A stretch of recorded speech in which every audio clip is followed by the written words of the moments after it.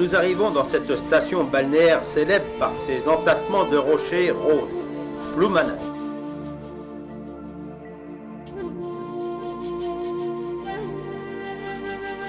Quelques pas le long du sentier des douaniers, et c'est la découverte fascinante de rochers et amoncellements aux formes les plus bizarres.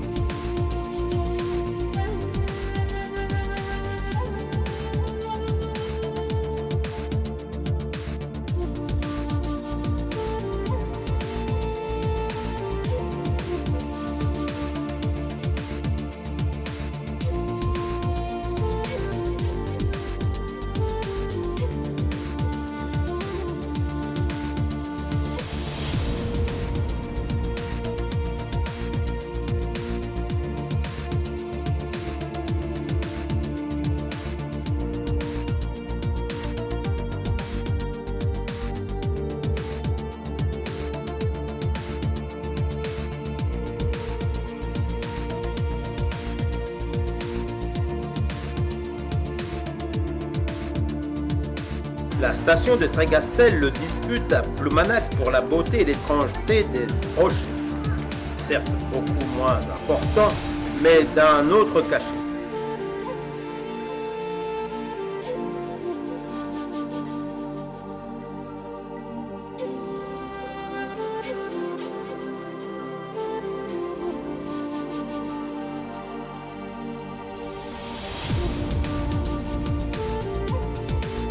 Trébeurden possède une magnifique plage renommée et très fréquentée.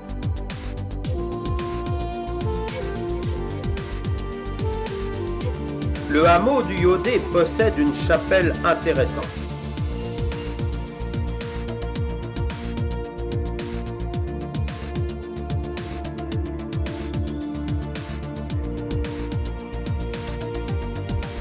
À l'intérieur, nous découvrons autour du maître-autel une curieuse scène sculptée de la Trinité, la Vierge couchée avec l'enfant Jésus à ses côtés. Dieu le Père assis dans l'alcôve et au-dessus la colombe du Saint-Esprit.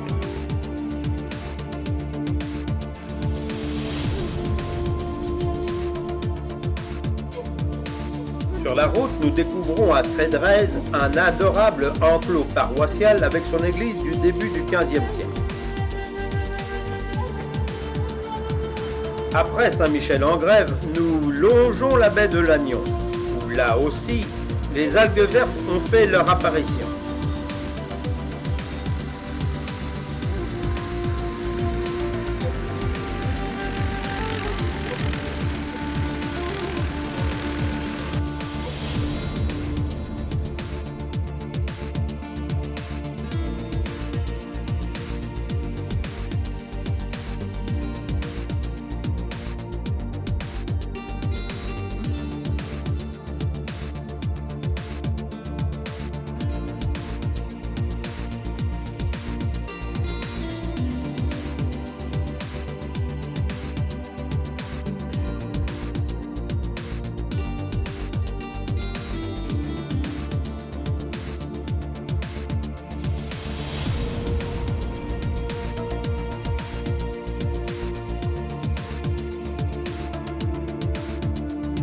Carantec possède une superbe plage dominée par la célèbre chaise du curé, un rocher d'où l'on a un chouette panorama sur la baie et la pointe de Roscoff, et l'île Callot, avec un accès facile, mais seulement à marée basse.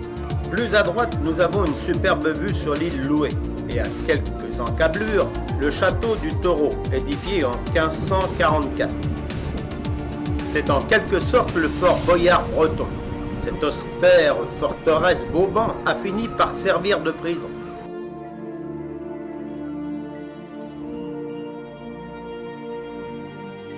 Saint-Paul-de-Léon possède deux magnifiques églises.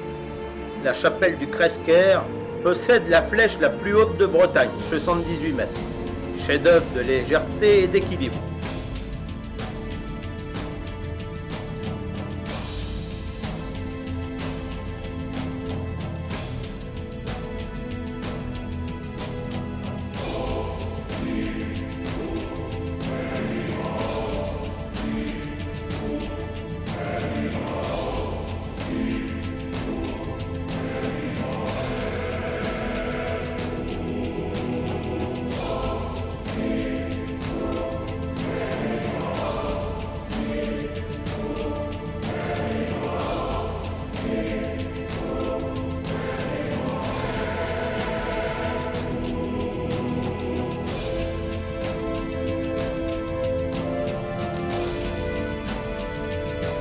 Quant à l'ancienne cathédrale reconstruite à partir du XIIIe siècle, elle possède deux tours hautes de 50 mètres.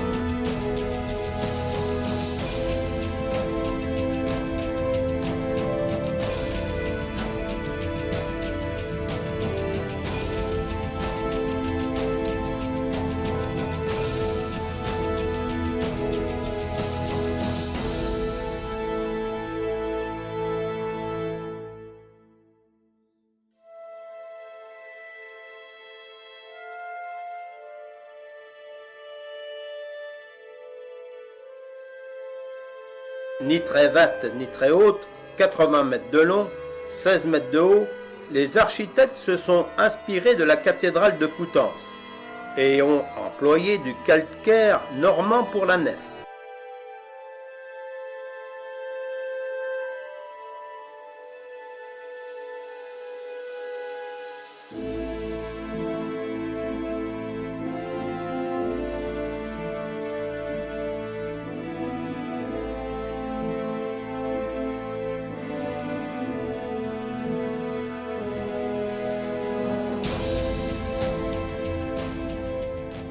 Reliée à la côte par un mince cordon, une presqu'île avec un joli parc, le Rocher Sainte-Anne. Et n'oublions pas que Saint-Paul-de-Léon est la capitale de l'artichaut.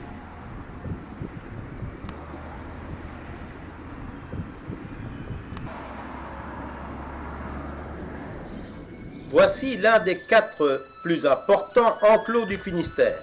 Après la porte triomphale, s'élève le grand calvaire, édifié de 1581 à 1588. Il représente plus de 200 personnages. On s'y perd un peu.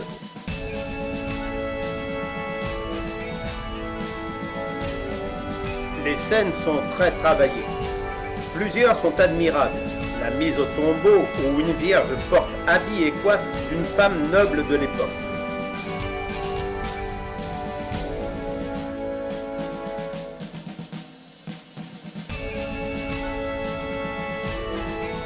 Une autre scène, la symbolique de l'enfer, où l'on voit une femme qui aurait pris un amant, en fait le diable, avec le visage désespéré, corde au cou, menacé d'une grosse fourche, avec les seins dénudés pour nous rappeler la nature de sa faute. Une autre, la pathétique descente de croix, avec un Christ tordu.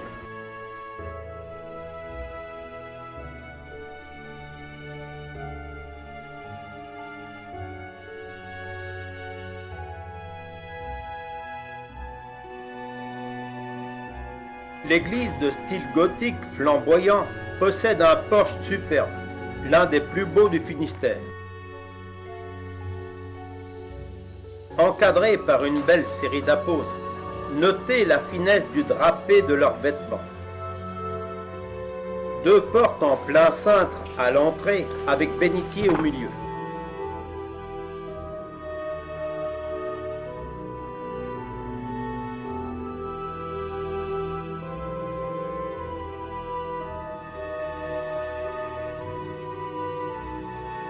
L'intérieur vaut l'extérieur.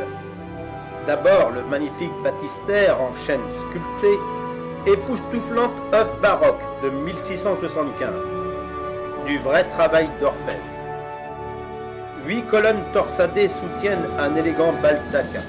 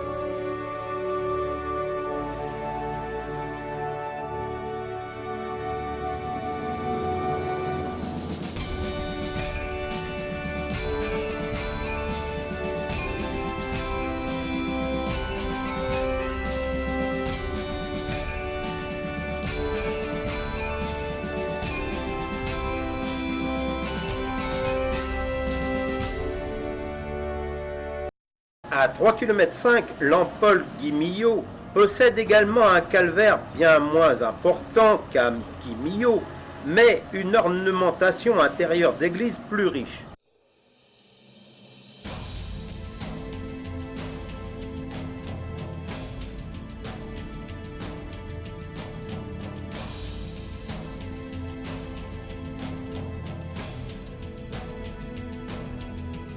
À travers le chœur, l'une des plus belles poutres de gloire. Crucifixion en bois polychrome. Beau baptistère polychrome, moins séduisant que celui de Guimillot, mais il faut savoir que le construisant quelques dizaines d'années après celui de l'Ampol, les paroissiens de Guimillot voulaient que le leur écrase tous les autres.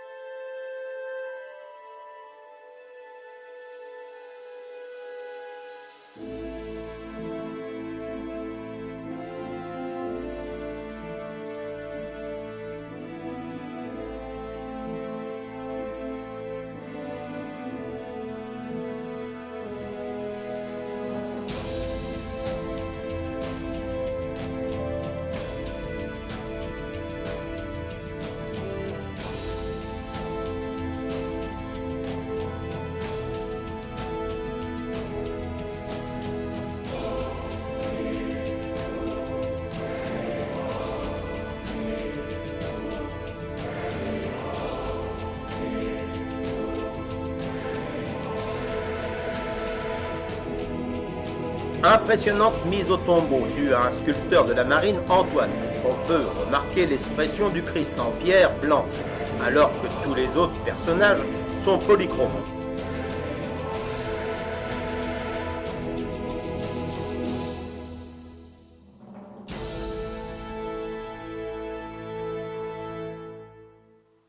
N'hésitez pas de mettre un pouce si vous aimez sur mes vidéos, ça me fera plaisir. Allez, Au revoir.